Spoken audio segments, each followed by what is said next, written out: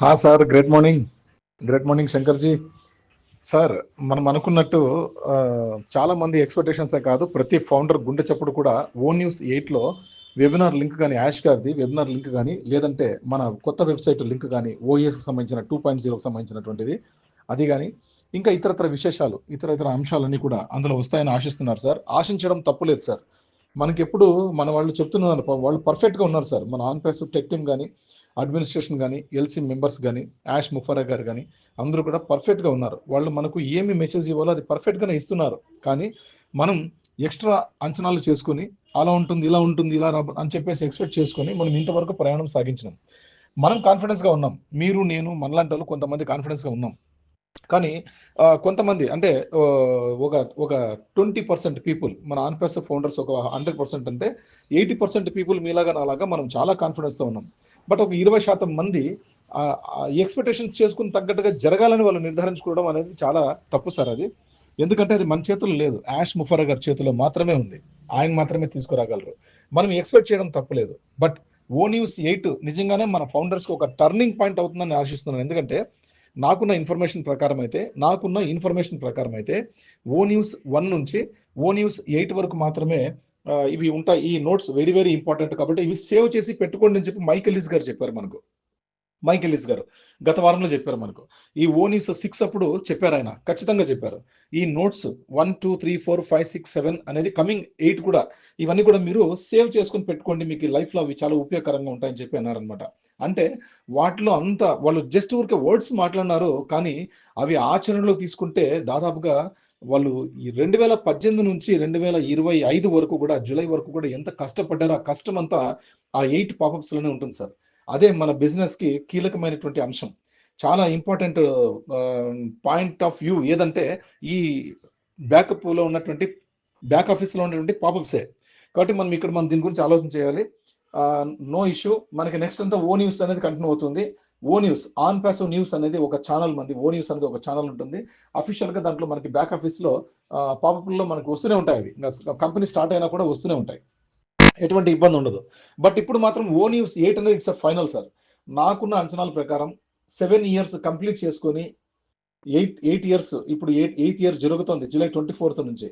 కాబట్టి స్టార్ట్ అయింది 8th year. మనకు 7 ఇయర్స్ సక్సెస్ఫుల్ గా కంప్లీట్ చేసుకొని 8th ఇయర్ లో అడుగు పెట్టాం మనం 2018 సంవత్సరం నుంచి 2025 వరకు, రైట్. కాబట్టి ఇప్పుడు 8th ఇయర్ నడుస్తుంది. కాబట్టి ఇక్కడ 7 పాపప్స్ కూడా 7 ఇయర్స్ కి సంకేతం. 8th పాపప్ వచ్చేసి ఓ న్యూస్ 8 కి సంకేతం అని నేను అనుకుంటున్నాను సార్. అది సిగ్నల్ అనుకుంటున్నాను నేను.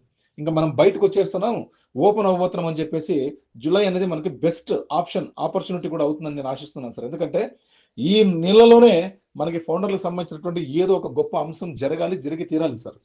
ఎందుకు నేను ఇంత ఖచ్చితంగా చెప్పగలుగుతున్నానంటే వాళ్ళన్నీ కూడా సక్సెస్ చేసేసినారు సార్. మన యాష్ ముఫర్ గారు అన్ని చెప్పారు. 7 పాపప్స్ లో అదే ఉంది, మనకు అర్థం అవ్వలేదు అంతే. 7 పాపప్స్ లోనూ అదే ఉంది సార్.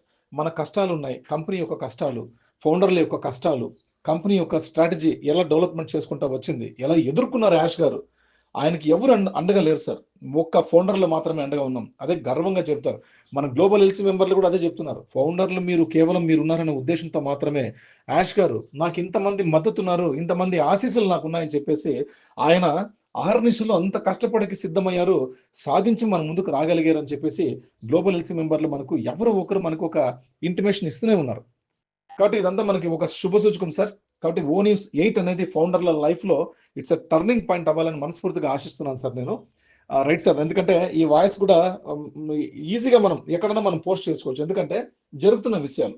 కాబట్టి ఈ మధ్య కాలంలో మన ఫౌండర్లలో ఉన్నటువంటి కొంతమంది సీనియర్స్ అని చెప్పుకోవాలి వాళ్ళని. ఎందుకంటే వాళ్ళు కొన్ని కొన్ని సందర్భాల్లో వాళ్ళు చాలా అమేజింగ్ గా వాళ్ళు సెషన్స్ చేసిన సందర్భాలు ఉన్నాయి.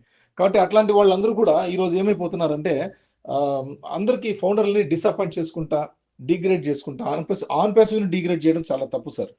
ఆన్ ప్యాసివ్ పట్ల మీకు గౌరవం ఉంటే ఎస్ కంటిన్యూ అవ్వండి, ఆన్ ప్యాసివ్ గురించి గొప్పగా చెప్పుకోండి. మీకు ఆన్ ప్యాసివ్ పట్ల నమ్మకం లేకుండా, గౌరవం లేకుండా ఉంటే మీ వరకే ఉంచుకోండి, కానీ ఫౌండర్లతో మాత్రం షేర్ చేసుకోవద్దండి దయచేసి. ఎందుకంటే దాని పరిణామాలు మీరు ముందు ముందు చూస్తారు ఎలా ఉండబోతుంది అనేది. కాబట్టి మీరు చేసే కార్యకలాపాలు ఏం బాగలేదు. మీ వ్యాపారాల కోసం మీ వాళ్ళు మీకు సంబంధించినటువంటి ఛానల్స్ మీరు పెట్టుకోండి లేదనిలే, కానీ బట్ ఆన్ పేస్ ఫౌండర్లకు పంపించడం పర్సనల్గా ఇవన్నీ కూడా చాలా తప్పండి. అలా చేయొద్దండి, దయచేసి చేయొద్దండి. ఎందుకంటే ఫౌండర్లు ఎంతో నమ్మకంతో, విశ్వాసంతో ఉన్నాం. ఫౌండర్ల జీవితాలు మారడం కోసమే ఇక్కడ అందరం కట్టుబడి ఉన్నాం. కాబట్టి దయచేసి ఎవరు ఇట్లాంటివి వేరే మీరు చేసే పర్సనల్ బిజినెస్లు మీరు చేసుకోండి. ఫౌండర్ని డిస్టర్బ్ చేయొద్దండి, ఆన్ పర్సన్ని డిగ్రేడ్ చేయొద్దండి ప్లీజ్. ఇది నా పర్సనల్ రిక్వెస్ట్ కొంతమంది ఫౌండర్లకి. ఎందుకంటే వాళ్ళు చేస్తున్న పనులు, వాళ్ళు చేస్తున్న చర్యలు అలాంటివి. కాబట్టి వాళ్ళకి మనం చెప్పాల్సినటువంటి అవసరం, సందర్భం వచ్చింది కాబట్టి చెప్తున్నాను. కాబట్టి ఇది సార్ విషయం. మనం ఏం టెన్షన్ తీసుకునే అవసరం లేదు, హ్యాపీగా ఉండండి. ఫౌండర్లు కూడా నా విజ్ఞప్తి ఏంటంటే, ఎవరైనా ఏదైనా ఆన్ పర్సన్ తప్ప వేరే ఏదైనా ఇతరత్ర విశేషాలు ఏదైనా పెడితే దయచేసి అవి మన గ్రూపుల్లో పోస్ట్ చేయొద్దండి. పర్సనల్గా కూడా ఫౌండర్లకి పోస్ట్ చేయొద్దండి. ఎందుకు చేస్తారండి? ఎందుకు చేస్తారు చెప్పండి? ఫౌండర్లకు చేయొద్దండి. అవసరం ఏముంది? మీరు ఆన్ పర్సన్ ఫౌండర్లు ఉన్నది ఆన్ పర్సన్ గ్రూప్స్ లో. మీకు ఆన్ పర్సన్ గురించి తప్ప ఇతరత్ర విశేషాలు మీరు పట్టుకోవాలనుకుంటే వెళ్ళిపోండి అక్కడికే. ఇక్కడ లెఫ్ట్ అయిపోండి, మా గ్రూపుల్లో ఉండొద్దండి. మీరు వెళ్ళిపోండి బయటికి. మీరు అవే ప్రపంచం అనుకొని అవే పట్టుకుని వేలాడండి. ఎందుకంటే అవన్నీ టెంపరీ స్కీమ్స్. వాడు పెడతాడు, ఒక 100 కోట్లు పెట్టుకొని వస్తాడు. వాడు ఒక 1000 కోట్లు కొట్టుకుంటాడు, వెళ్ళిపోతాడు. ఆ సైట్ కూడా ఉండదు మళ్ళీ ఒక 6 నెలలకి. ఇప్పుడంతా బాగానే వస్తాయి. ఒక రోజు వస్తుంది, 2 రోజులు వస్తుంది, 3 రోజులు వస్తుంది, 4 రోజులు వస్తుంది, నెల వస్తుంది, 2 నెలలు వస్తుంది, 3 నెలలు వస్తుంది. తర్వాత 3 నెలల తర్వాత కనిపించదు. ఎటువంటి ఆప్షన్ అయినా సరే ఎవడన్నా ఆప్షన్ తీసుకొస్తున్నాడంటే అవి టెంపరీ స్కీమ్స్. గుర్తు పెట్టుకోండి. చూసేసినాం, చాలా బిజినెస్లు చూసేసినాం. తర్వాత మీరు అన్ని చూసేసినామని చెప్పి ఆన్ పర్సన్ అలాగే అనుకుంటే అది మీ మూర్ఖత్వం. డిఫరెంట్, మా సబ్జెక్ట్ డిఫరెంట్. ఎవరితోనూ పోల్చకండి. పోల్చే అర్హత కూడా మీకు లేదు, ఎవరికి లేదు. ఆన్ పర్సన్ అంటే అదంతే, ప్రపంచానికి ఒక దిగ్గజం, అది ఒక జైంట్.